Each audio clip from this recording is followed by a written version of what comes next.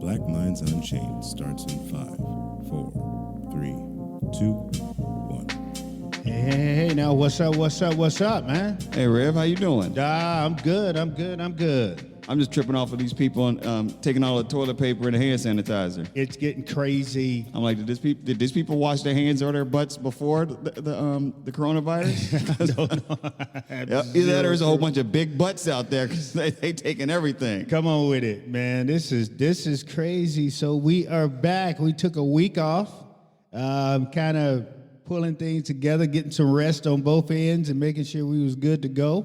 And so we are back, man. Back and black. Sounds like a and deal. I think we're gonna call this the Black Cave. Sounds like a deal. I can work with that. But hey, here's the deal. We have a very, very special guest. I've been following VIP?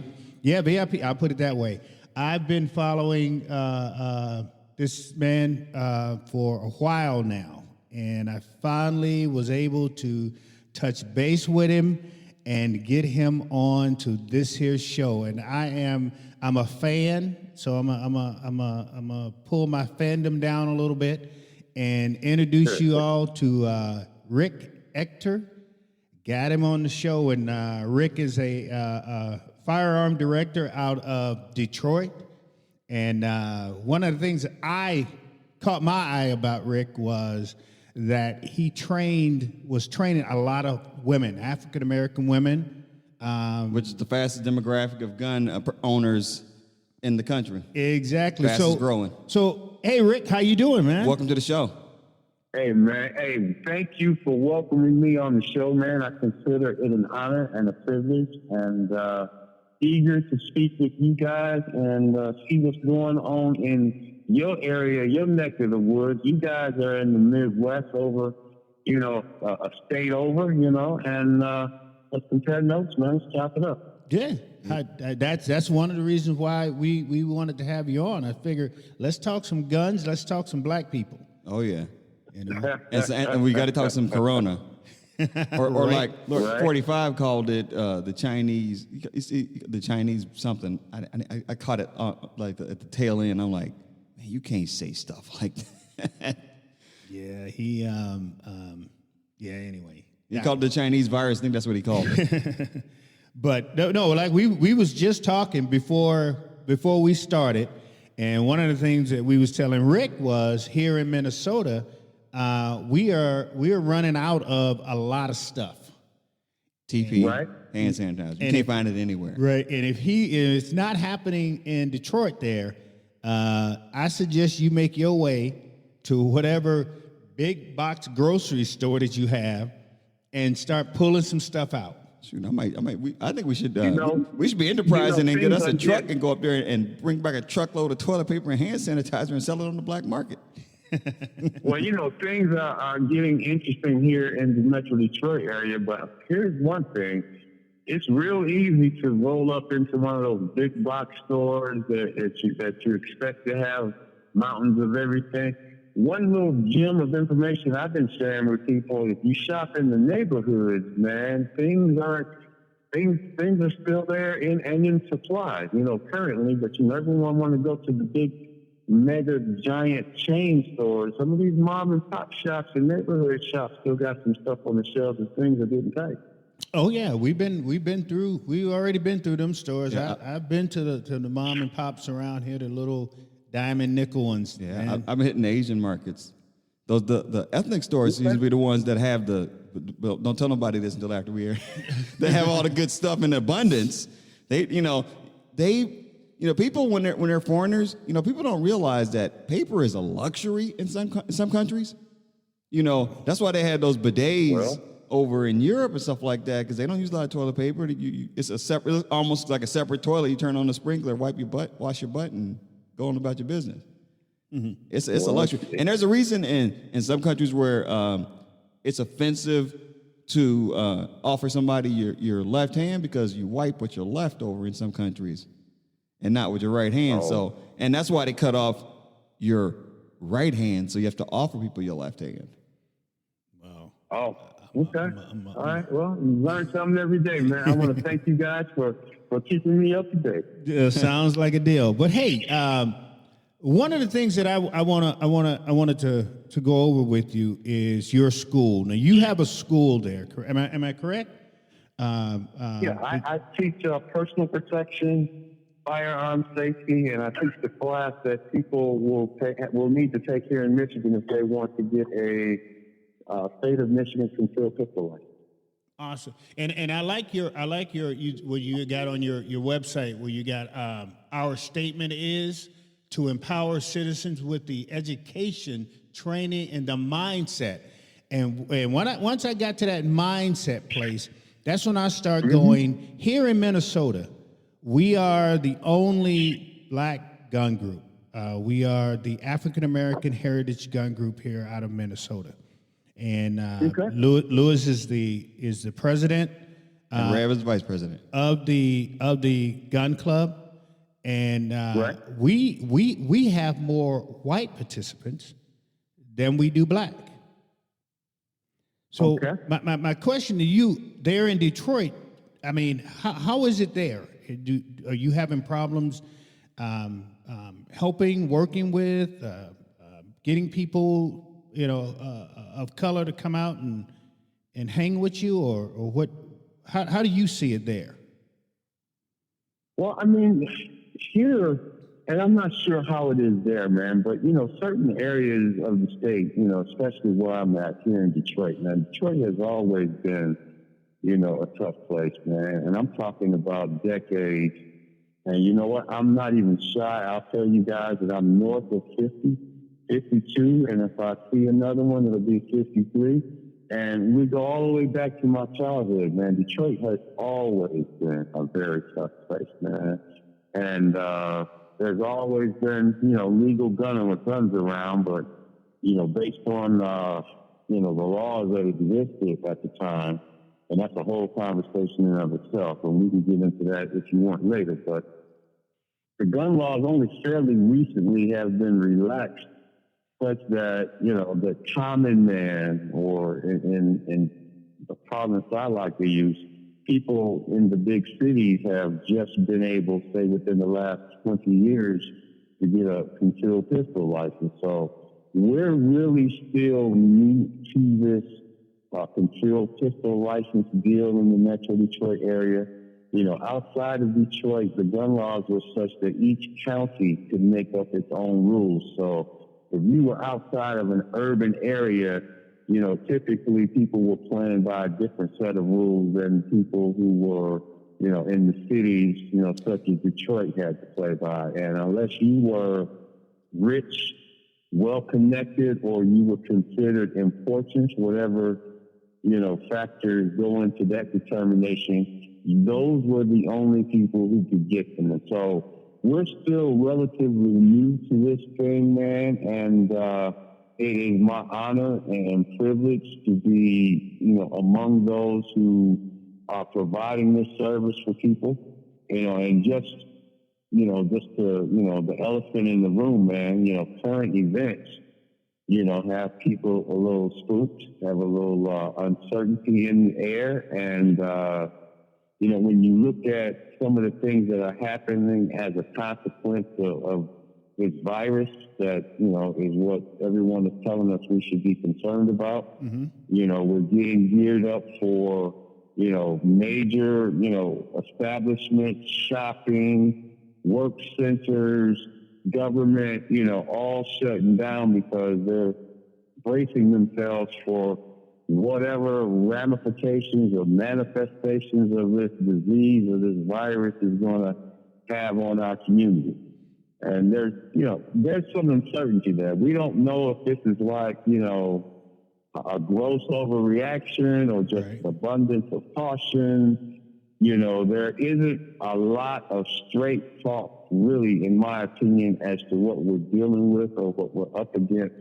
All we know is that various different facilities in all areas of our society are shutting down, and we're talking about for periods of a couple of weeks.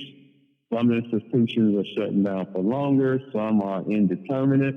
And, we're looking for our local leadership to, guide us and tell us what's going on. And all we can do is just see the moves that are being made, man. And, I just tell people, look at what's going on and take hints from what you're seeing from our leaders and what they're doing.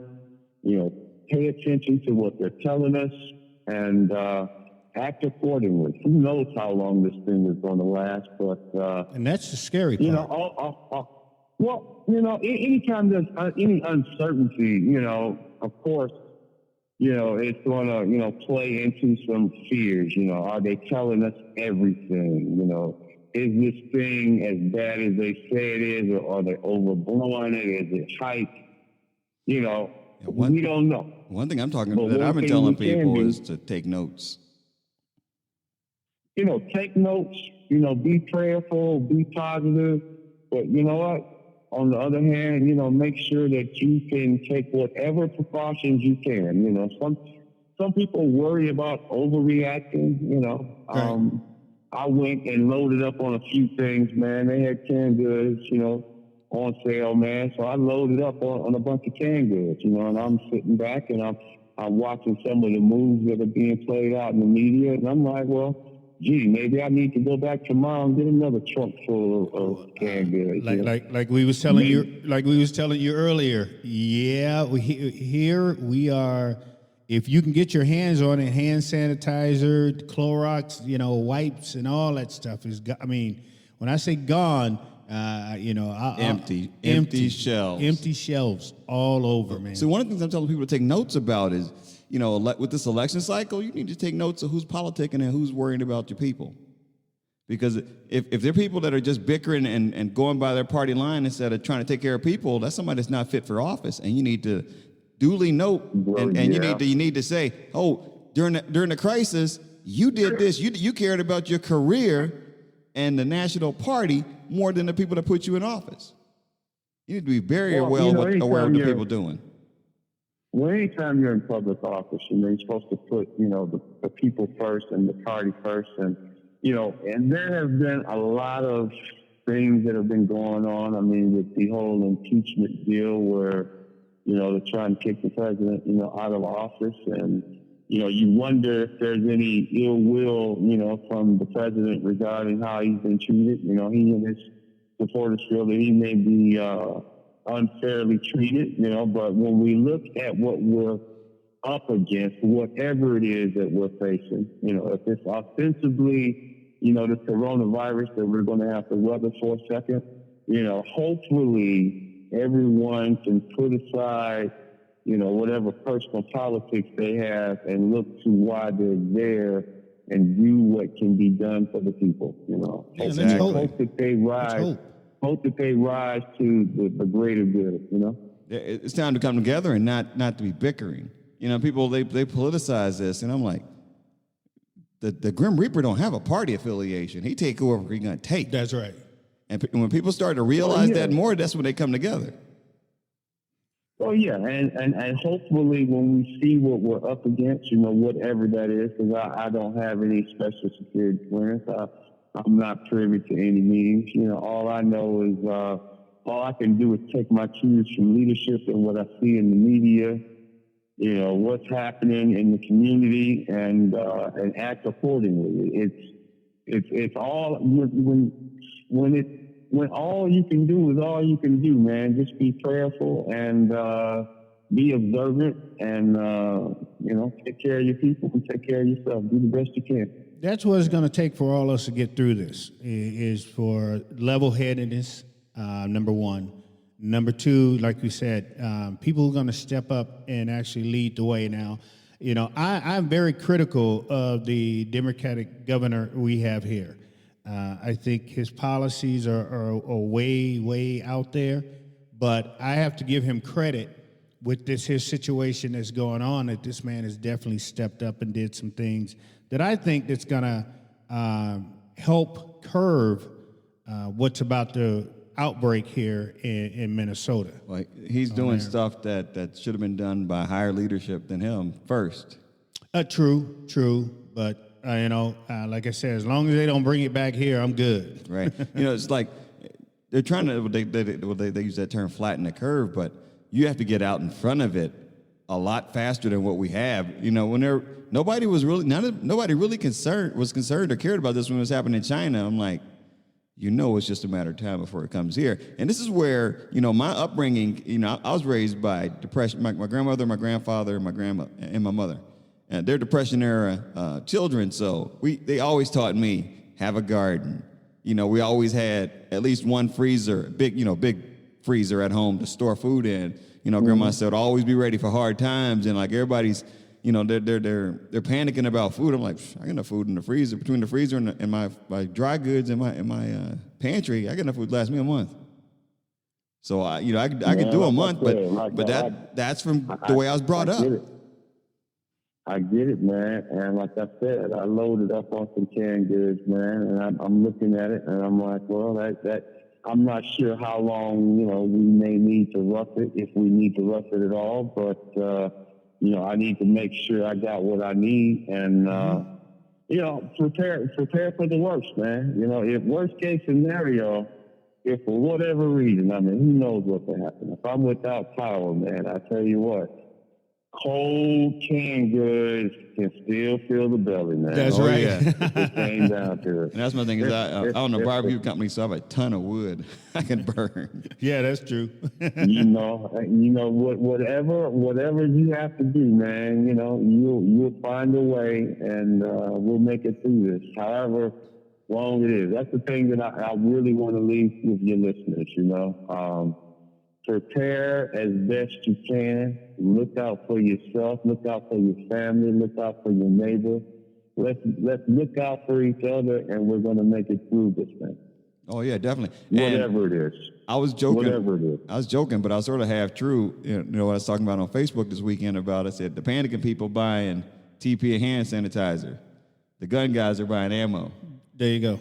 As I bought 500 rounds over the weekend. You know, I'm a firearms trainer, and so I'm like at the front, you know, the leading edge, the leading of the curve. Okay. And, you know, we've had various things pop up before. I mean, swine flu, bird flu, you know, whatever. You know, Y2K. I mean, it depends on how far you want to go back, man. And people have always... You know, there are people who've always been on the forefront, you know, being a gun owner, you know, having guns and plenty of ammo. And then there are people that kind of ease into it, man. And then there's some folks, man, they're kind of like on the brink. And now they're looking at all these long lines at the gun shops. I don't know how the gun shops are situated back, over where you guys are in Minnesota, man. But over here, you know, it's like... I mean, I want to use the word panic, man, but there are folks who are looking to buy and looking to gear up and to get all the tools and all the accessories and ammo. You know, the gun shops are rationing the ammo to people that are buying guns. So if you don't have any ammo, you might be in a precarious situation. No, they're doing it here too. I wonder how many of those anti-gunners bought guns this time around. Those people that don't believe we should have guns. And like, wait, what you buying a gun for? You said I shouldn't have one. Why are you buying an AR-15? Man, you know what? And what might even be more of an interesting scenario is if, you know, anti-gunners have somehow positioned themselves in positions of authority where they can get these waiting periods established, you know, in the law before you can buy a gun. And here they are, they're realizing, oh my God, I'm anti-gun. You know, there's an emergency. I need a firearm.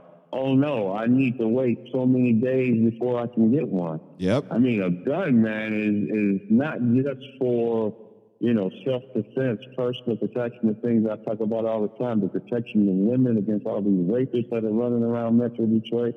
It's also an indispensable tool, man, for, you know, precarious times and times of uncertainty, because at the end of the day, I mean, who knows, and I don't want to leave anybody with any negative thoughts, but, you know, things get kind of dicey, particularly in the neighborhoods and in the urban communities, when things start to go a little short.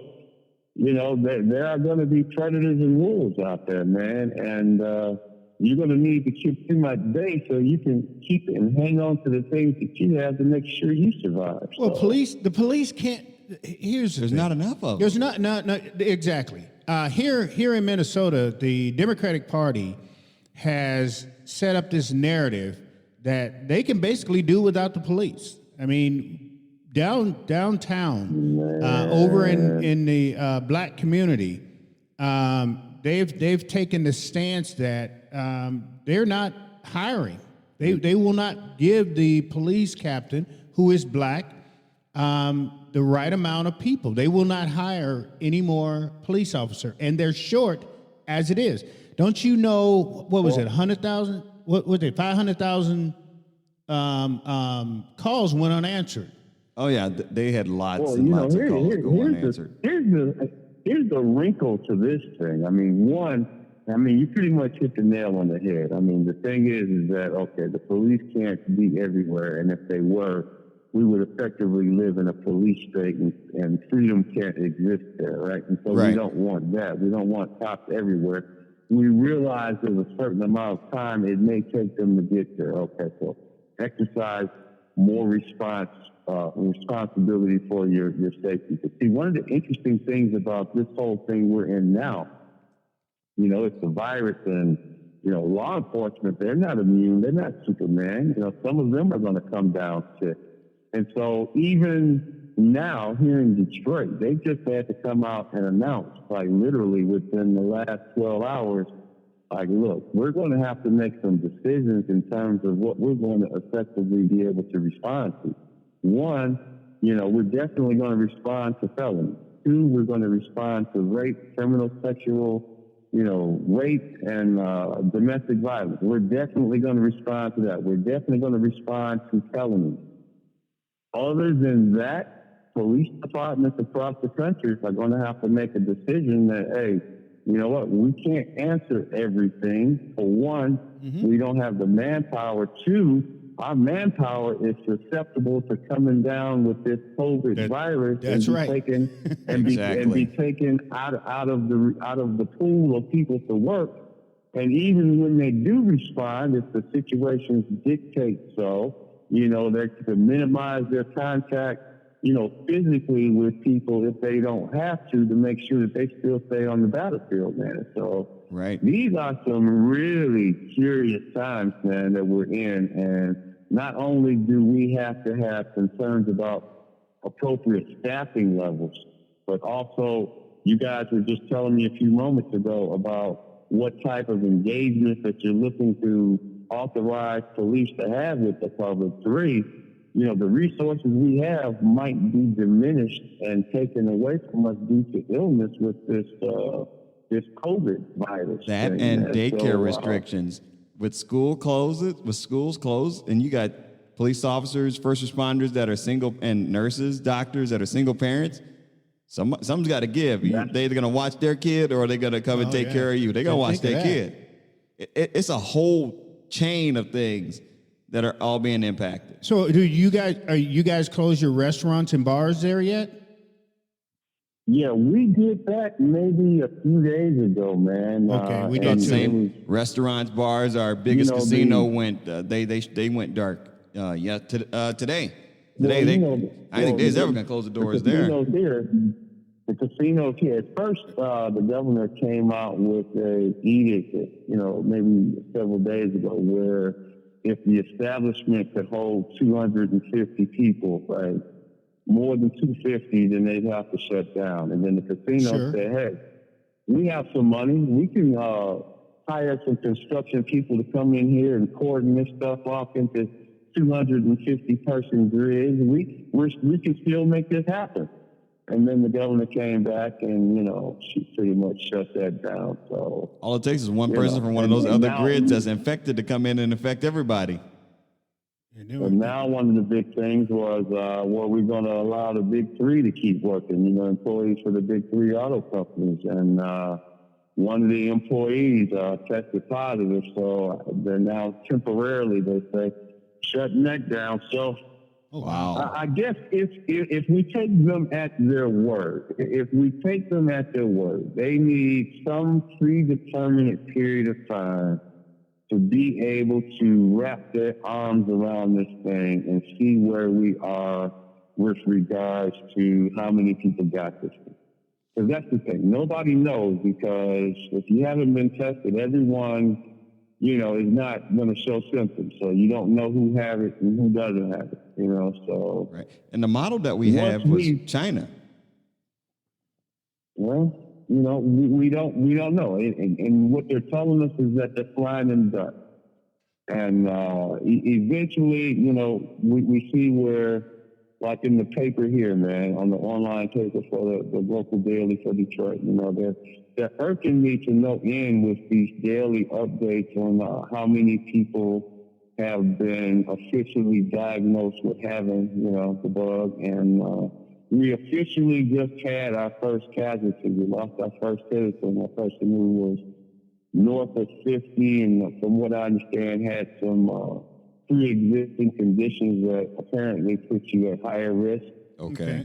So on the one hand, it's like, okay, we've gotten through this thing relatively, scot-free. You hate to hear of anyone, perishing and dying, unfortunately.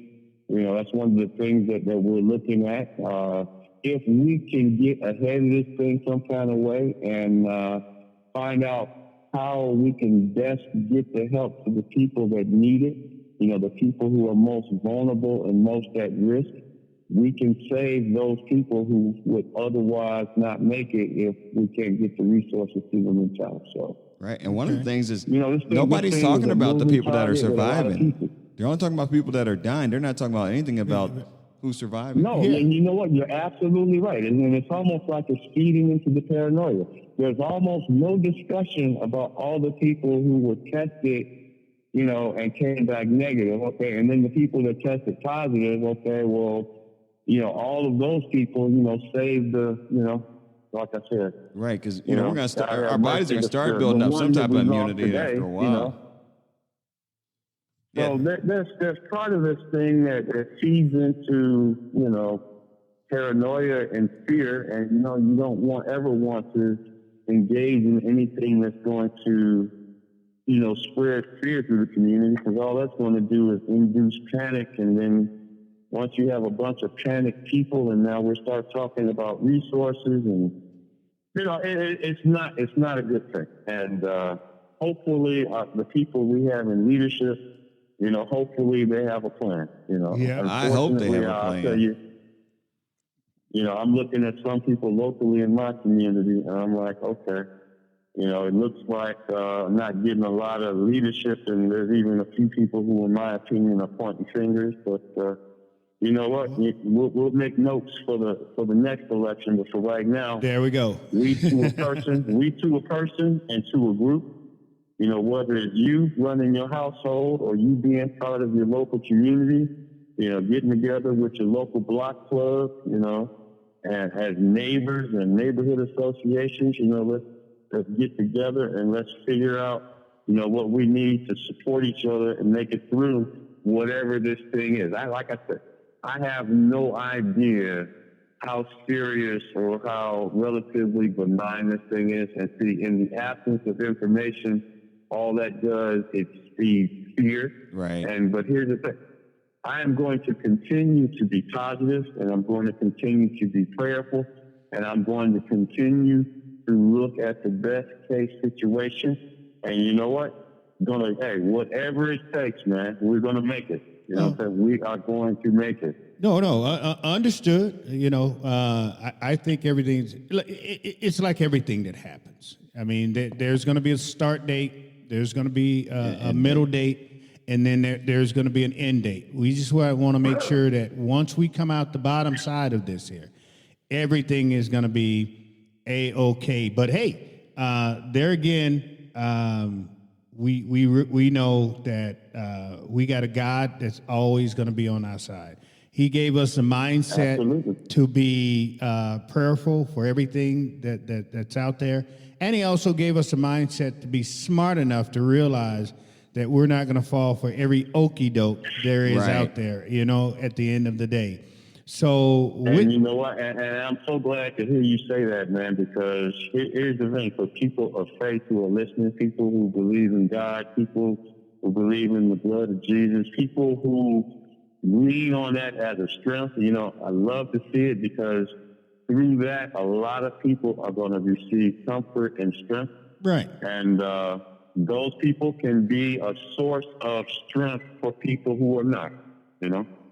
Yeah, it's always like I tell everybody. The Bible has an answer for everything. I don't care what you're going through. I don't you care read what's if you read it. Exactly what he says. But you know, like I said, at the end of the day, it has the answer for everything. So I just turn to that when I look at this here. But like I said, I just want people, also those religious people, to also be smart enough to realize that God gave you a mind to understand that when things are going, I mean, you're not going to stand in the middle of the street with a car coming, right?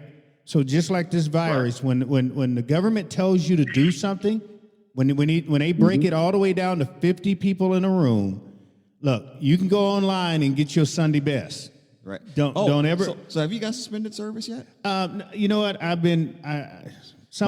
church is suspended service. All we have is online. Look, some black folks just don't get it until the end, and it's just like the gun thing. You know, we're running around here, Rick, telling people, "Hey, look, you've got a right Protect to yourself. your gun."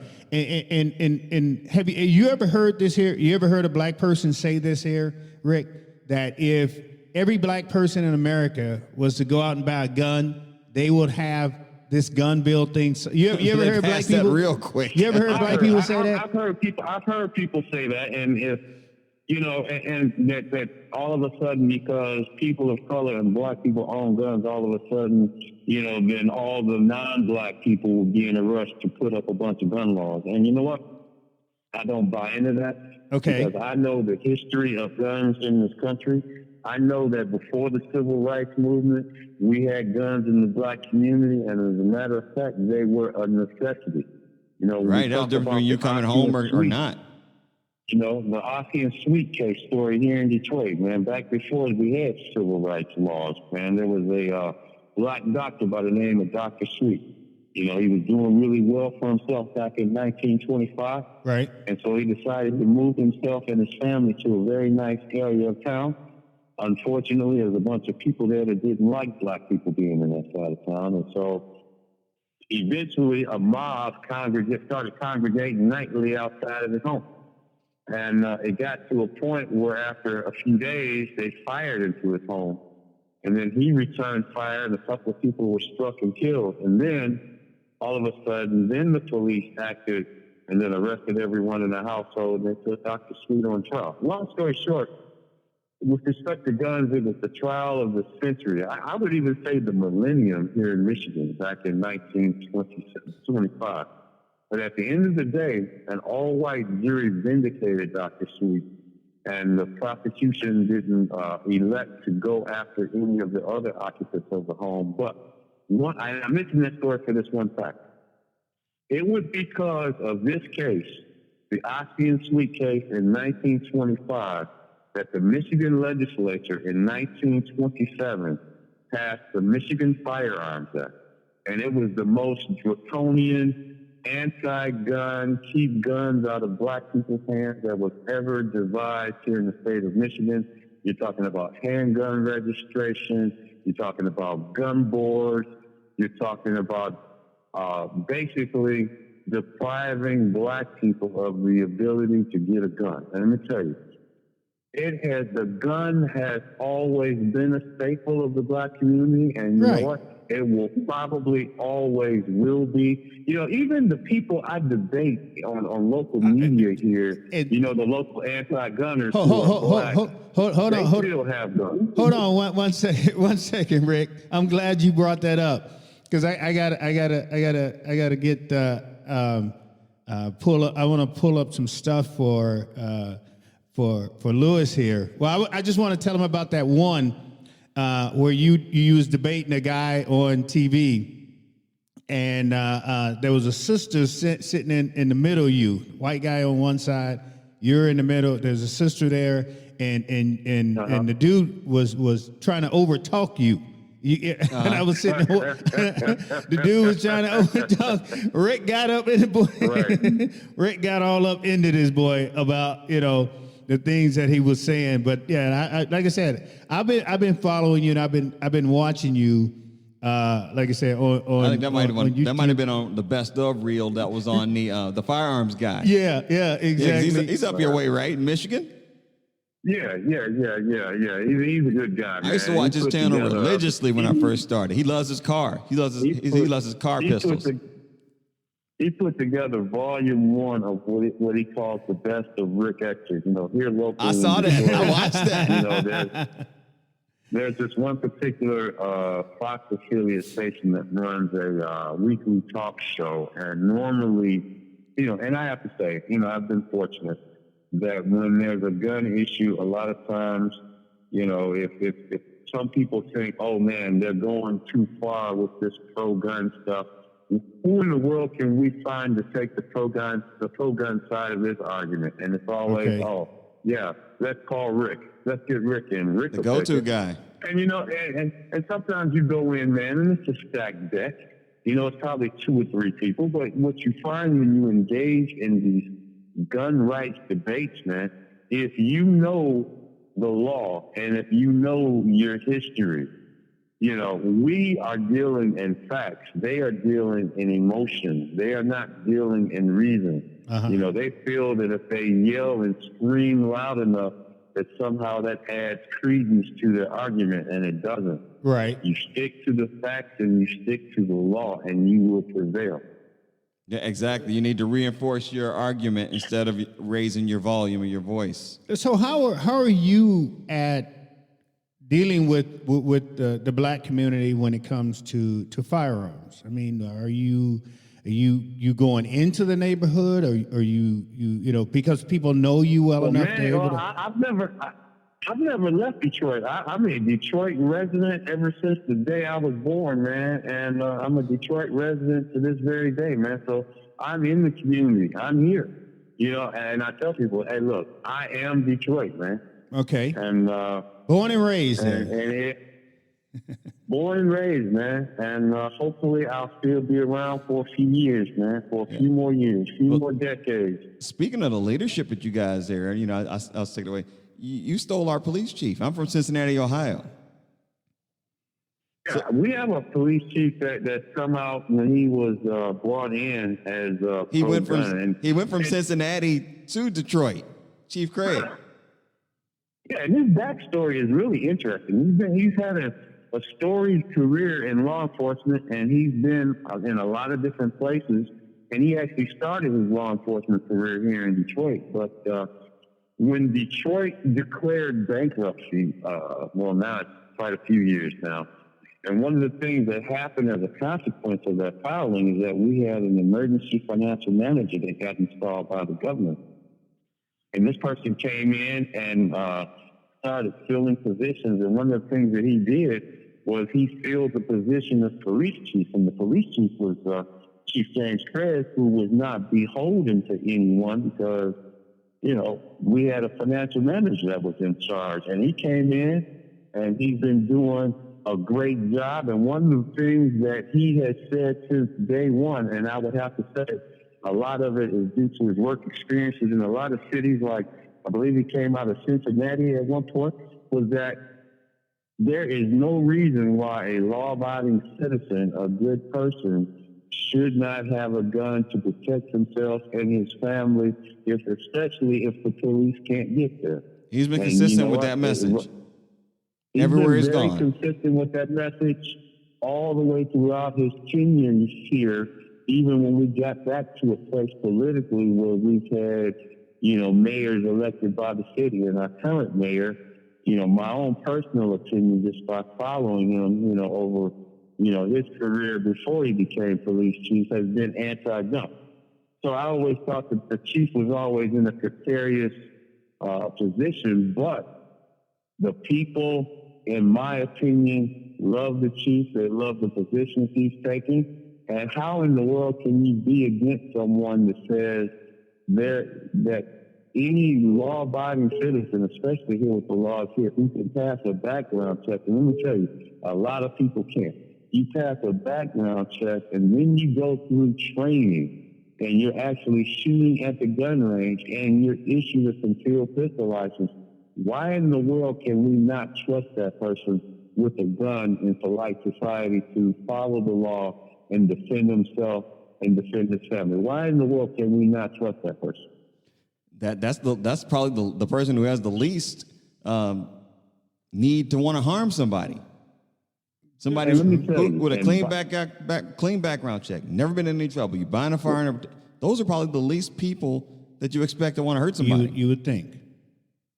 And here's the thing about it. I mean, and it's not just, how we feel about the whole argument. One of the things that they baked into the law was that actual statistics will be kept with regards to people who are issued concealed pistol license holders. And that information is published on a monthly basis, on a quarterly basis, and on an annual basis. And the facts, we have facts and we have data going all the way back to when we started collecting this data. Yeah, you have some outliers. However, people who have these concealed pistol licenses, they are the most law-abiding segment of our society, and that even includes the police. Right. Yeah, because people with the permits know that they know the penalty for stepping out of line. Yeah, big time. And like I said, you have some statistical outliers, but we have actual data, man. And statistically, you're going to have some law enforcement officers who step outside the law and commit crimes. We have actual hard data that proves that CPL holders are more law-abiding than the police. So. Hey, there's really no argument to be made, but people, they can talk about their feelings all they want. We have data. True. Hey, so how do you feel about background checks? You know what? Let me say this in general. In general, I am probably the most uncompromising supporter of the Second Amendment as it was written and as it was adopted, and as it has been interpreted. You have a right to keep and bear arms. In the state of Michigan, Article 1, Section 6, every person has the right to keep and bear arms for the defense of himself and the defense of the state. If they came down to it and we had an election and there was a issue on the ballot as to whether we should go constitutional carry and not require concealed pistol licenses, I would support constitutional carry. It's your birthright, not only as a Michigander, but as a citizen of this country, man. But given all of that, if our current law is such that if you want to carry a concealed pistol, you need to have a license. And, I happen to be in that industry, and I'd be more than happy to help facilitate people getting the training that they need. One of the things that we do have to give, we've had Democratic governors in the past, but one thing we have to give in to them is that after Katrina, the aftermath is when they were seizing guns during Katrina, they signed into law here that they can't that they can't come and seize firearms in a state of emergency in the state of Minnesota. So we're protected in that aspect to where they just can't come and seize our guns. And it's really sad that we need to do that we actually need to codify that in the law. But you know what? They're good, and great. And I believe in that law and I support that law because I tell you, in times of calamity, when you talk about Katrina and the situation everyone was in during that, man, if there was a time to need a gun, it was then, and it was not for the police to go door to door, like searching and ransacking everyone's property and just looking for guns to take their guns. And if there was a time that a person needed a gun, it was in the aftermath of Katrina. Mm-hmm. There was not, and some of those guns mysteriously never got back to their owners. That's right. Some were destroyed, some of them were just not given back, and some were just sold or whatever. So, and that's what we fight. And that was No, go ahead. that was the biggest travesty of it all. Yes, sir. No, I was saying go ahead. Well, that's why we fighting the red flag law so hard here. I don't know if you guys call it the same thing there or. Well, yeah, they call it by a lot of things. One of the names that they use for is extreme. There we go. Yeah, there we go. That's the Bloomberg. Red flag law. That's Bloomberg. Right. Right, the that's risk. Bloomberg. It has his name all over it. And you know what? When I was first called by the local Fox 2 affiliate about a certain House rep here in the state of Michigan, he was, he's taking money from Bloomberg, and he has his own anti-gun group. But he was really billing it, and misleading what it represented. He only told the part where supposedly if there's someone who, for whatever reason, has not technically violated the law, but is still somehow a menace to society, that this was a tool that we needed to safeguard the public and safeguard citizens by going in and temporarily seizing that gun. And so, the local Fox affiliate, they called me in and asked me to, chime in on what I felt about it. And I really didn't know much about it initially because I hadn't heard of it. This is going back several years. Uh-huh. But as I did my research, man, I actually pulled this bill up and I read it, man. And it was the most draconian, heavy-handed, one-sided issue. I mean, you're talking about someone who, out of the blue, basically anyone can go to anywhere, almost practically anywhere, and levy a serious allegation against you. That's right. In the most extreme case, in privacy and in secrecy. And you're talking about a person who's having his right to due process violated. He can have his home raided by law enforcement. And who, if they don't kill him during the raid because he's trying to protect his home, they're then going to take his guns without a trial and then force him to spend his own money to prove that he's innocent. And the people who may have levied an untrue accusation against you, they virtually face no penalty for submitting false documentation. No libel, no slander, no defamation of character, nothing. They get off scot-free. Representation, getting your property back. So, I've been fighting those red flag laws, ever since they first came under my radar, several years ago, man. Okay. And like I said, here's the thing: every state already has a law on their books where if someone thinks that you're a danger to yourself or other people, there's already a law on the books for law enforcement to come pick you up and evaluate you by a psychiatrist. Right. They exist everywhere. And we've been shooting that out. The sole point for this red flag law is not to get you help and treatment. It's to come take your gun. There you go. Exactly. It's and they can keep your gun here. They can keep your gun up to 2 years. And during that 2 year period where they have your gun, you're a prohibited person, so you can't buy any. You can't buy anymore. Exactly. And like I said, and sometimes it's just a question of people and, maybe they had some type of relationship, friendly or otherwise, people fall out. And sometimes, vindictive people, they know, what your affinities are, and they want whatever, right? They just want to get back at you, and this is the way to do that. And one of the unfortunate things is that it's infringing on a sacred and beloved right that we have as Michiganders and as citizens of this country to take away your gun, man. And that's the travesty of it all. You're guilty and you're punished until you then finance a defense to prove that you're innocent. And it's the most heavy-handed, draconian thing I've ever heard. And for what I've heard here is didn't the Republicans try to introduce something, penalties for doing that, and it was rejected? Yeah, we're going to, matter of fact, on April 14th. I think we need to check and make sure that didn't get canceled. If it don't get canceled, I'm going to be speaking on that. I got called down by a couple senators to come in and speak on that bill. That here we want to take make it a misdemeanor. Make it a felon. So we want to flip it from a felon to a misdemeanor.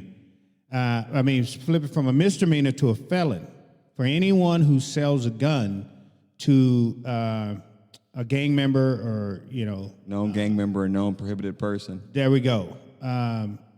So that's what the Republicans has come out with to kind of combat these stupid bills that these Democrats and these we call them cookie moms. Yeah, the cookie brigade. On there. Well, the thing is, we can pass all those laws until we're blue in the face, but at the end of the day, man, criminals are going to do what criminals do, and they're going to get guns the way they've always gotten them. They're going to get them through the black market. They're going to get them through home invasions and burglaries and stealing them out of cars. They don't do background checks or paperwork. Criminals don't do paperwork. They don't do background checks, and all these laws, they're just feel-good laws that don't do anything. Let me tell you, the best way to safeguard the public and to protect ourselves against these bad actors in our community is to make it easy for a good person to get, keep, and carry a firearm, man, because the victim that's been selected for victimization, they're already there. They're not waiting for the cavalry to show up. One thing I found, and it came up in your research, that the crime actually went down when people started getting more permits in Michigan. Well, it only makes sense. I mean, it's rational. And here's one of the unintended consequences of these laws, man, is that if you have the most vehement anti-gun person in the community who just will refuse to defend themselves, just the mere fact that there's so many concealed carriers and people who have concealed pistol licenses all around, this bad guy has really got to do his homework before he just jumps out on someone and tries to attack him. Mm-hmm. There's always that threat that the person that they miscalculated as being safe to victimize just might be the one to make them suffer the ultimate penalty for picking the wrong person. Mm-hmm. Exactly. And we want criminals to think that way. True. We want them, especially when it comes to single moms. We want them to think, mama might be packing. I might want to, move on and not try to jump on her. Go do something else. Mess with somebody else. Why not? Exactly. And I'll tell you, one of the things that perennially, and I'm not even sure if they really publish the stats like they used to, man, but when they do publish them, Detroit is always either at the top or near the top of people who use firearms justifiably to defend themselves and what we call justified homicides, right? But you don't see those stats get published a lot. Anyone, to have to, defend themselves to the point that a bad guy dies. But, I mean, you're talking about defending your life and defending the life of your loved one, someone who brought and introduced deadly force that made a law-abiding citizen reasonably feel that his life is in danger. Mm-hmm. By all means, why wouldn't anyone, be on board with that? It's those people that think it can't happen to me. That's the problem. People think it won't happen to me. I live in a good neighborhood. There you go. Nothing will ever happen to me. I'm like, you're a sucker. Because if you're a criminal, you're somebody that thinks like that is a target. Well, man, let me tell you, that's how I fell down this rabbit hole many years ago. I got robbed in my own driveway, man. And you know what? That was my moment. That was my epiphany. That was my wake-up call. Okay, what are you going to do? Right? Are you just going to shrug it off and allow yourself to, let it happen again? Are you going to sell your home at a loss and move to another community and still not address the root cause?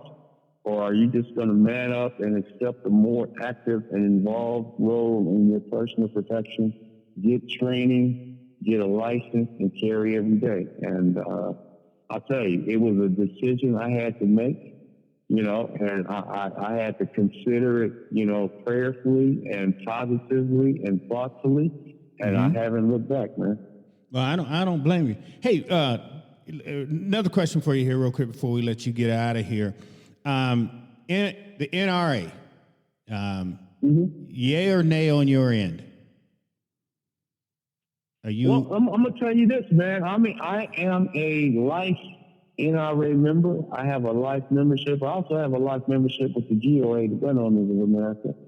I serve on a committee, the outreach committee for the NRA to encourage more people in urban environments to take on gun rights and gun ownership. And if they so decide to consider being a member of the National Rifle Association. So I'm all in. Okay. I'm also, my credentials to be a firearms instructor through the NRA. Right. You have to keep your membership active if you want to maintain those credentials. Through the NRA. Yes. Okay. Because I know a lot of brothers, including myself. I mean, after Philando Castile, that's when I got out of that. I let my membership lapse there. There was no way in the world that I felt that I was going to pay tribute or keep paying NRA any of my money when they couldn't step up and say something about this young brother being here in Minnesota and going through and being at the trial on certain days. Right. I felt that was an injustice from the NRA not to step up. Whether this young brother paid, everybody's like, well, do you know if he was a member or not? Whether he paid to be a member or not. The bottom line is he was carrying a firearm. He had the right to carry a firearm, and he was murdered. Mm-hmm. And the NRA. He was. And you know what? You know who I have an issue with? Who's that? Who I have an issue with is that local community that did not convict that police officer. That's who I have a problem with. Yeah. The NRA has always supported anybody carrying a gun. I mean, did the NRA come out with a statement? No, they didn't. But there have been some people affiliated with the NRA who've made some commentary. And one of them, a chat I know that I've met and hung out with a few times, Philando Noir, has come out with his statement. And I know I've come out and made some statements. Yeah. The first person to step up from the NRA was Cam Edwards. I would have as a matter of fact, I actually spoke with Cam today on the phone. He called me up and asked me, how things were going, here locally with all the stuff that's going on. And if I wanted to make a few comments for a show he's putting together. But yeah, Cam is always a straight shooter, a solid, defender of the right to keep and bear arms. And I was sorry to see that whole thing with the NRA go down, but bearing arms, picked up his show, and he's still out there, man. And I'm glad that he's still a voice for the community. Definitely want to support Cam. He's a good voice for the gun community. Right. And one of the things, and that was another reason why I reached out to you, because I see a lot of brothers getting it. Tony 2A, you know him, right? I thought I had Tony 2A. I'm not sure. He's a brother out of Philly that he's strong with the Second Amendment. I know Maj is out of Philly. He's affiliated with Maj. He does some things. We met each other at a Maj. When Maj came to town. That's where we met. Maj came here, and we talked to him for a minute with everything. But what we're trying to do is we're just trying to bring the black gun community a little closer. You know what I mean? Reaching out to you're there in San Fran. San Fran. In somebody Detroit. want to go on a trip. It's trip time, brother. You know when I start saying. But let me tell you. Because, a lot of times we don't do, here's the thing. A lot of times we don't do a lot together because we always think somebody's going to step on our shine. You understand what I'm saying? It's like I get like Philando Noir. With his platform he's gotten, I would think that he would be one of the ones that would bring us all together. You understand what I'm saying? Right, especially since he's one of the first. He was one of the first people that I saw that looked like me on YouTube that was teaching about guns. Let me tell you, I ran into Philando before he had his. Before he got big and famous, man. I'll go ahead and call it for what it is. My mentor, man. The guy who I looked to before I got into this whole gun rights business, Ken Blanchard.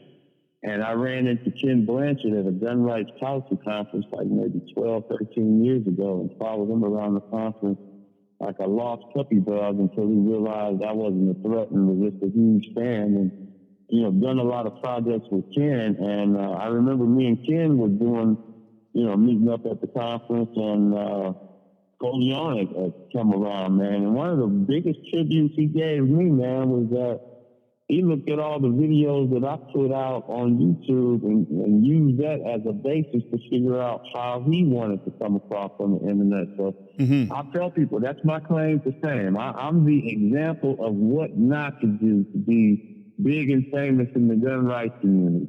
So okay. I tell you, man.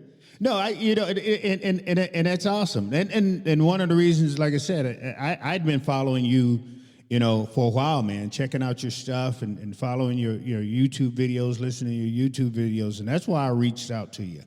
And again, like I said, as a fan of yours, thank you very much, man, for getting back to me, because this doesn't happen all the time. You'll be shocked at some of the people that I've reached out to, and people that look like you and I, that has just blown me off as, just some little Yahoo out there. Well, there are some people out there, and I'm not going to mention any names, man, but there are some people out there, they will stringently criticize your background and what you've done and how long you've been out there and, how big you are in the 2A community, is your platform big enough? Me, man, I just have a message, and if someone reaches out to me, man, I'm going to try to accommodate them. I'm actually glad you guys reached out to me, and it gives me an opportunity to speak to the listeners that you have back in Minnesota. And I tell you, I've been to Minnesota once. And this goes back a long time ago, man, back when I had these crazy ideas, long before I was a firearms instructor, to become an auctioneer. And I went to auctioneers training for a week in Mankato, Minnesota. Oh, man. You was down there. You was down there a little ways. And I saw y'all Mall of America. It is like one of the wonders of the world. Right.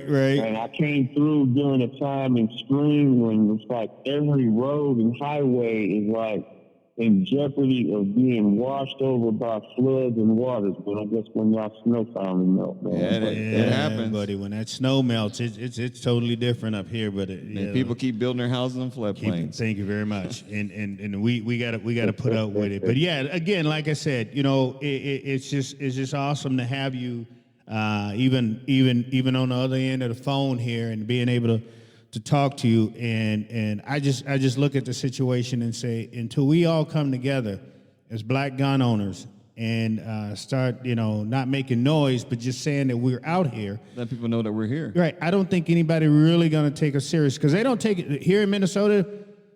They don't take it serious. We see the same 10 black people or so at the events. The thing I'm going to ask you, are black people having aversion to guns in Minnesota? Is that a thing or what? I tell people it's like my grandmother was afraid of dogs.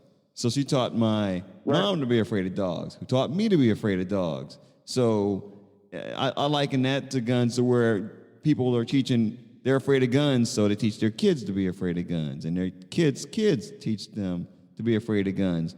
Man, and at some point, there's got to be some type of awakening to where people are like, nah, it's okay to have guns. My grandfather had guns, but we didn't have that culture in my house when I was a kid. I didn't get into guns until I joined the military. Let me tell you, I didn't really put both toes all the way in. Like I said, I had a 12-gauge shotgun for home defense because I was a homeowner, but it wasn't until two young cats shoved a gun in my face in my driveway that I had my moment, man. And since then, you can tell me whatever you want about, whatever gun rights organization you want to. I've been there, and I know what it's like to have a gun shoved in my face for a few paltry possessions that I may have in my pocket. Right. And me both. You know what? I'm a U.S. citizen. I'm a Michigander. I have a right to keep and bear arms. And you know what? If only for my defense, the defense of my loved ones, I will carry a gun, man. And I will fight that everybody can have a gun, because there's going to be a day, and you know what? Ironically, that day is literally today when you're going to wish you had a gun That's and right. you don't have one. That's right. Exactly. And it might be because of a waiting period that kept you from getting the last gun that was in stock. And that's what we've been telling people, you know, all over here in Minnesota, especially, like I said, especially the people that look like us. We try to make them understand that there's going to come a day that, you know, you're going to need, or you're going to wish that you had a firearm. And like you said, today could be that day. I'm going to drive it home even closer to you. People that look like me, that look like you, that look like us, that was the very person that shoved the gun in my face and threatened to kill me for whatever I had in my pocket. There you go, right there. Same thing that happened to me when I was in D.C. See, when I start talking like that, man, I make a lot of people mad. Yep, exactly. Nah, the truth got to come out. Right. But then they run around and talk about, oh, you just want to be like them. No, I want to protect myself. You ever get that? Nah, man, look. You ever get that one? At the end of the day, at the end of the day, your role, my role, our role as men is to be the protector, and the covering of our household, Amen. of our women, and Amen. of our children. That is your absolute duty as a man. And you know what? I'm not trying to step on any toes of any women, any feminists. Yeah. Right. But And you know what? I'm a traditionalist. Me I'm too. old school. Me too. Maybe I'm a caveman. Me Maybe too. you might get some calls about what I had to say. They'll get over I it. believe, Don't worry about it. Hey. It is your job as the man Thank you. to be the protector and the covering of your household and those that you love. Look, We're old guys. We got grandkids too. We got to watch out for them. My oldest is 30 years old, and I tell you what, if somebody put their hands on him, I have zero problem of sitting in a cell. I had zero problem in doing that. You know, if that's what I got to do to say I protected my own, then that's what I'm gonna have to do. I'm like you, man. I'm old school. My wife and I are walking down the street. You if know I see what? trouble, and I tell you get behind us me. Old school cats, man. We are a different breed. We're a different because breed, we come right? from a different generation, man.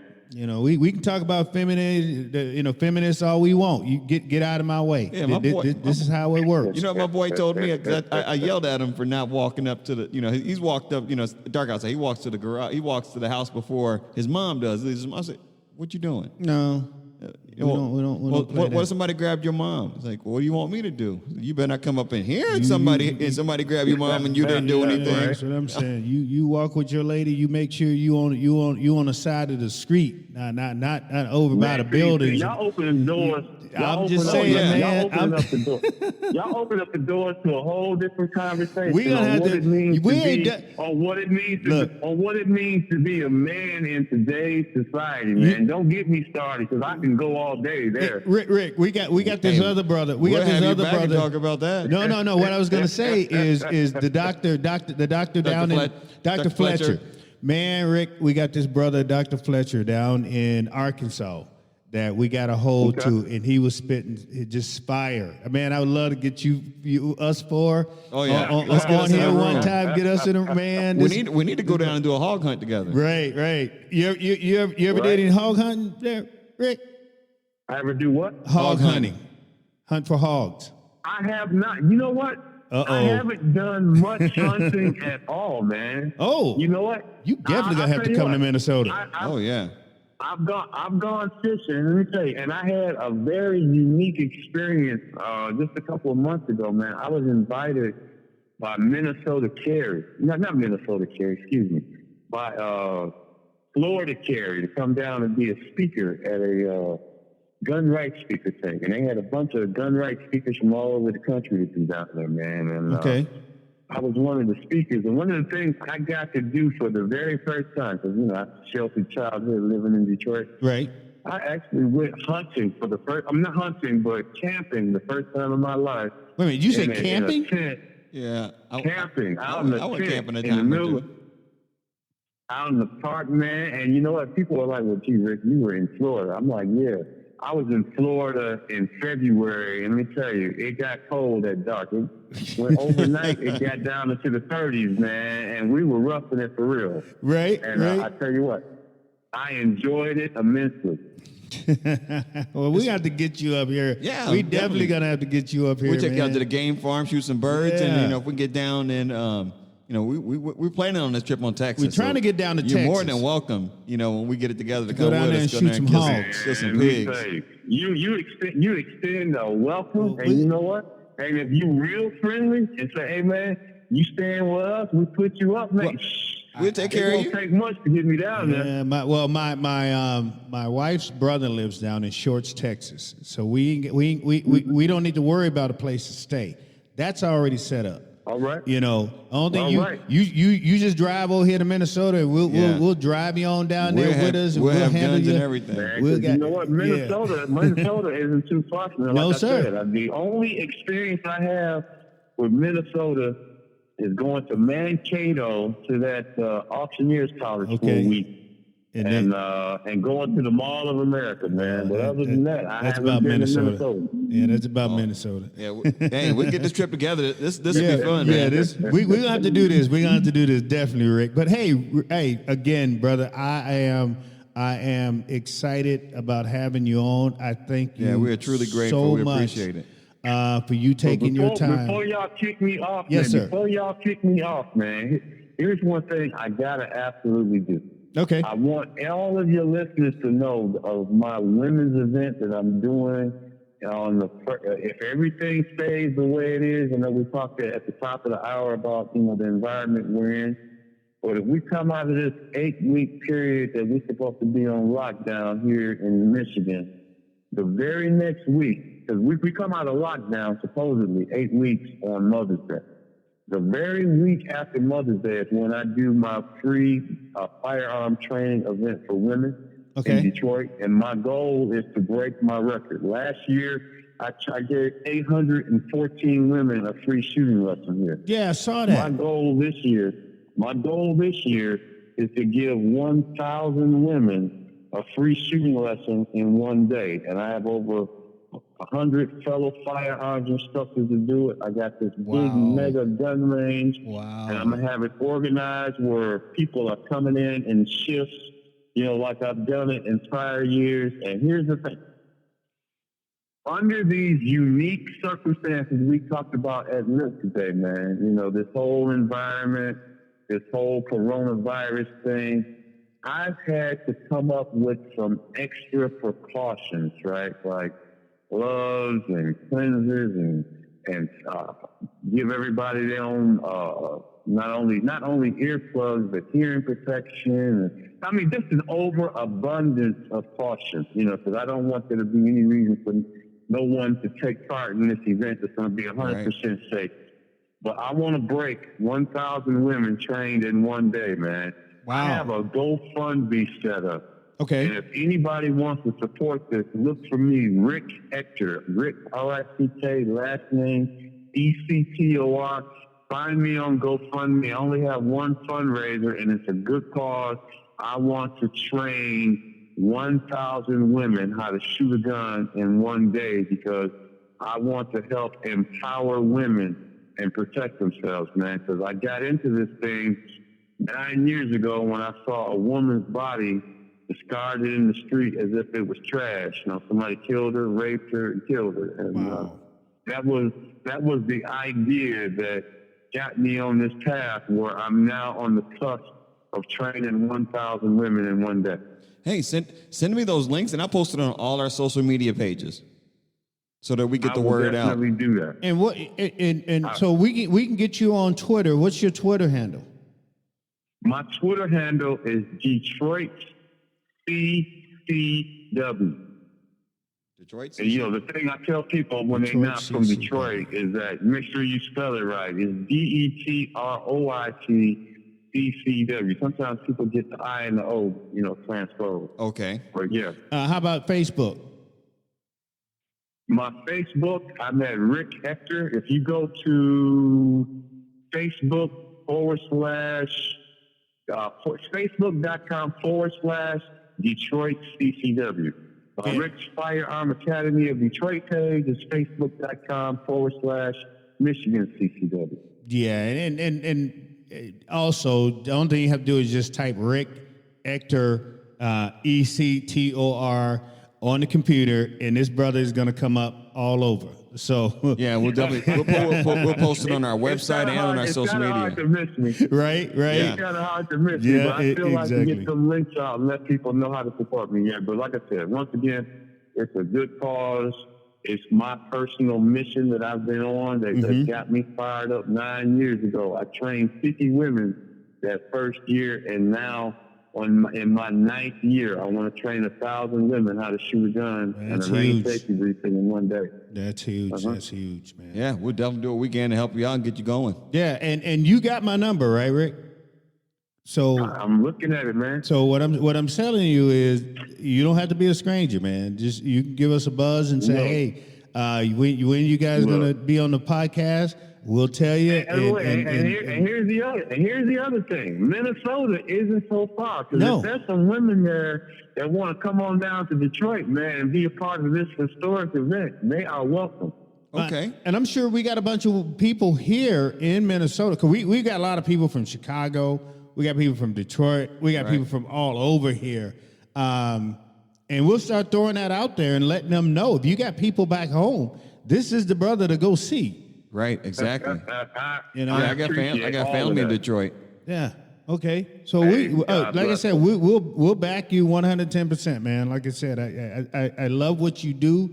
I love the passion that you have in it when you were talking to people, and so that's what drew me into watching the things that you do and the things that you say, and I was like, yeah, this is what we need right here. We need Rick. I need Rick on my show. When you put a lot of these lights together, it's like this little light of mine. It's like the more lights you get together, the more it's going to shine. That's right, and that's so the whole thing. We What we're need to get trying all to these do. lights together in order to illuminate the path for our people. Exactly. We just need. I'm just reaching out to brothers, man, saying, hey, let's do this thing, but let's do it right. And when we teach our people, let's teach our people right, because you got these little thugs you see on these videos. They got the gun sideways, just waving it around and all this here type. No, man. They never been to the range. And the funniest part of that is some of them are prohibited persons, and they're advertising they got guns and take their pictures. Exactly. And they're somehow surprised, when the police show up. Like the Popo don't have Facebook. We know, we know. It's the funniest thing. They just don't. But once again, man, I just want to, I thank you for your time. Thank you for giving us this opportunity to sit and talk to you. This was awesome. It really honestly was. It was awesome. Man, we only went an hour 35, man. I can go another hour 35. Right. Y'all trying to get rid of me, but that's all right. Nah, we get you fired up. When y'all looking at y'all calendar and trying to line up some shows, man, just know y'all can always throw a line out, and I'll always have something to talk about. I will do that, because we only like I said, there's a couple of other things I kind of wanted to touch with you on that, but you know what, I'm gonna save that till I can bug you again. So, we can go from there. We'll be stacking it up. Like I said, I've been around for a minute, and I've been a part of the gun rights movement here in the state of Michigan and greater Detroit for a number of years, and man, I can go. Well, one of the things, I want you to hold on to this here, and I want you to think about this here, because, a lot of times we be telling black people what type gun, because one of the things they always want to know, well, what type gun should I go out and get? What type gun should I'm sure you get the same thing. But think about that and hold on to that, man, because that's going to be the next question I'm going to ask you as soon as we get you back on. But you know what? And I'm not going to answer that question, but I'm going to leave you and your listeners with this. I'm going to leave you with this. If you don't already have a gun, considering the times that we're in now, you need to go stop what you're doing and go get you one tomorrow, for real. Right, and if you need advice, reach out to us, because we'll actually. That's one of the things we do with the African American Heritage Gun Club, is we'll actually go to the store with you to help you pick out a gun and give you advice, and that's something that we do for free. Well, we got enough guns between us, and what we try to do is try to get people out and shoot. Like Louis has a first of the month, first Saturday First of the Saturday month, every month. shoot, and we try to get people to come out. We've even gotten to the point where we go, we'll basically pretty much pay for everything. Right. Just show up. That's a great resource. That's a great resource. And you know what? A lot of people will take you up on that, especially if you're financing it, man. Right. Yeah. Well, We tell them, we got the guns. You don't have to rent a gun. And we have range passes because we worked with some people in the ranges and we got some free range pass. All they can do is show up. But show up. Getting people to show up is the problem Just sometimes. It's hard to show up. Yeah, and that's why I was saying. That's my message. Just my show up message for this women's event. Show up, and I got it. All right. As a matter of fact, the GOA is going to be giving out free caps, pink caps for the ladies. Okay. Nice. Yeah, they're going to be gun owners of American baseball caps, and they hot cake. It's not the most manly thing in the world, but you know what? I'll rock a pink cap for the day. Oh yeah, for the Right. cause, you got to take one for the team. Ain't nothing wrong with that.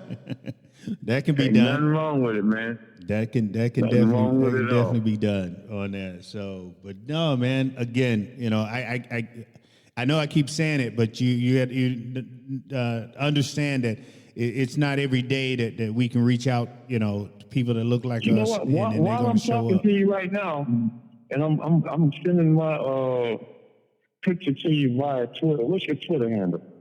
Send it to you. My Twitter Twitter handle is @silverback1987.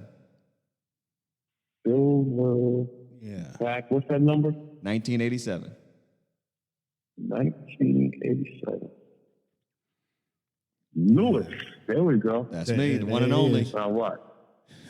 So Now what? I'm going to attach my picture to this, and you're going to have it before you get off the show. What? sounds Nice, and like- we'll post that nice Yeah. picture with that'll be our thumbnail on our podcast when we post it. Yeah. So So y'all won't even say, "Hey, we holding up this show because we asked Rick to send the picture." No, you getting it. You getting it right now. you're getting it right now before I on get the off air. show. Yeah, exactly. I So just sent it right now. All right, so we're looking So- for. everybody know. So I'm officially waiting on y'all to post the show tonight. Yes, sir. What I'll do is I'll hit you on Twitter and I'll let you know I posted because I always do a Twitter shout out when I post. So let me see if it's Okay. coming up here. Yep, it'll be here shortly. On there. So, yeah, this is we're in real time right now. Exactly. We're looking at, but that's all right, man. Like I said before, it's just an honor having you on the show, man. It really is. Man, I mean, appreciate you guys having me on, man. Hey, when y'all when we get closer to the event, have me back on again. And y'all, definitely. And y'all be safe. And y'all be safe, man. You too, and I'll get your your. guns every day, man. Everywhere. I'll get you some. Y'all get your information offline, and I got some gifts for you. My wife and I are barbecue caterers, so I got some stuff for you. Oh, buddy, you wait. All I got right, there we go. some rubs that's off the chain. Yeah. Because you're gonna be barbecuing this. You'll be barbecuing this. Yes, sir. Before they stop delivering the mail, man, send it tomorrow. All right, I'll make sure I get that in the pipeline for you. Man, before they stop delivering the mail, put Right. that in there That's next, tomorrow. right? Oh, if they start delivering the mail, we in trouble. We're in trouble, man. Come on now. So again, hey, thank you very much, man. I definitely appreciate you. Anything else you want to throw out there real quick, or? Man, I said it all. I even got a little thing on my women's event, so I'm good, man. And I appreciate y'all, man. It was great talking with y'all, man, because we hit a lot of topics tonight. All right, man. God bless you. Appreciate you. Really God bless appreciate you, it. bro. All right. All right, God bless you too, guys. All right. You have a good one. Bye now. That was There you awesome, go. man. Yeah, you guys, this was a good one, man. I tell Definitely, you. we appreciate Rick, being on the show tonight, and y'all in for a treat when y'all get this. Like I so said. I'm definitely gonna start plugging this right away. Right away. Yeah. Like I said, I've been a fan of this brothers for some time now, and I am excited to have him on. So everything is all good. And you guys look this brother up. You really should look this brother up. So We'll tag him on the post too, Okay. so that way they'll be able to follow him. okay. All right. Sound like a deal. We almost went about 2 hours with this brother, man. We got to pay the bills now. Gotta go. Here we go. Man, We'd like I to like say that. thank you to our sponsors. MJ Barbecue, Minnesota's home of authentic Southern style barbecue. We cater, we deliver, we do it all. Sarah Cade from Cade Imaging, cadeimaging.com. Get yourself some high quality aerial photos from a licensed drone pilot. Wendy's House of Soul, you've been sold. Wendy's Soul Food in North Minneapolis. Y'all go see Wendy and buy some of that good food. With that, we'd like to say peace and God bless you. And we're out.